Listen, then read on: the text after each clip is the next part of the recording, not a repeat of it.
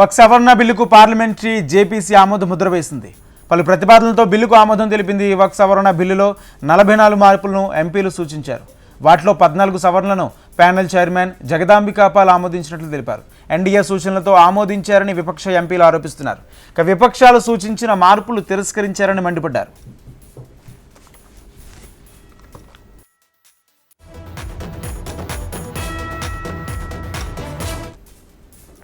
వక్ఫ్ సవరణ బిల్లుకు parliamentary JPC ఆమోద ముద్ర వేసింది. పలు ప్రతిపాదనలతో బిల్లుకు ఆమోదం తెలిపింది.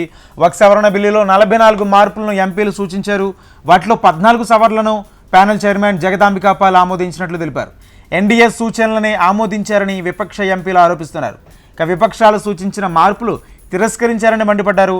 ఇదే అంశానికి సంబంధించి పూర్తి సమాచారం మా ఢిల్లీ ప్రతినిధి రామకృష్ణ అందిస్తారు. రామకృష్ణ,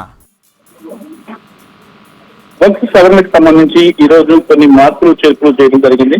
ముఖ్యంగా వక్ఫ్ సవరణ పరిశీలన కోసం ఏర్పాటు చేసిన పార్లమెంటరీ కమిటీ జేపీసీ పలు ప్రతిపాదనలతో బిల్లుకు ఆమోదం తెలిపింది.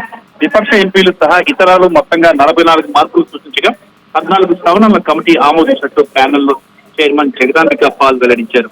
ఈ సవరణ చట్టాన్ని మరింత శక్తివంతంగా మారుస్తాయని ఆశాభావం వ్యక్తం చేశారు. కమిటీలో ఎన్డీఏ సభ్యులు సూచించిన మార్పులకు ఆమోదం లభించగా విపక్ష సభ్యులు సూచించిన మార్పులు మాత్రం తిరస్కరణకు గురయ్యాయి. ఫలితంగా ప్రతిపక్ష ఎంపీలు తీవ్రమైన అసంతృప్తిని వ్యక్తం చేశారు.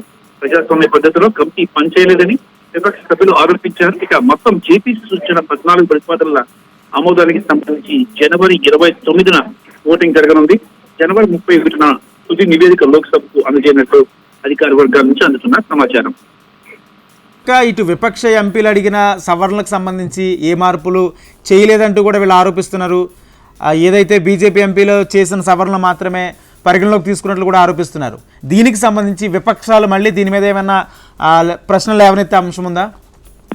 లేదు, ఎందుకంటే జేపీసీ చేశారు. జేపీసీలో 14 అంశాలకు 14 సవరణలకు సంబంధించి ఎన్డీఏ సభ్యులు, అంటే బీజేపీ కాదు, బీజేపీతో పాటు ఎన్డీఏ భాగస్వామ్య సభ్యులు ఎవరైతే ఉన్న మెంబర్స్ ఉన్నారో వాళ్ళు ఎవరైతే వాటన్నిటిని కూడా వాటి నుంచి కూడా సవరించడం జరిగింది.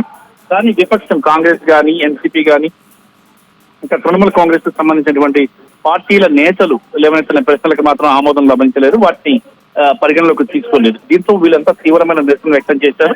రేపు ఈ నెల 31న పార్లమెంట్ బడ్జెట్ సమావేశాల్లో ఈ అంశాన్ని తేల్చుతామంటూ స్ట్రాంగ్ వార్నింగ్ ఇచ్చారు ప్రభుత్వానికి.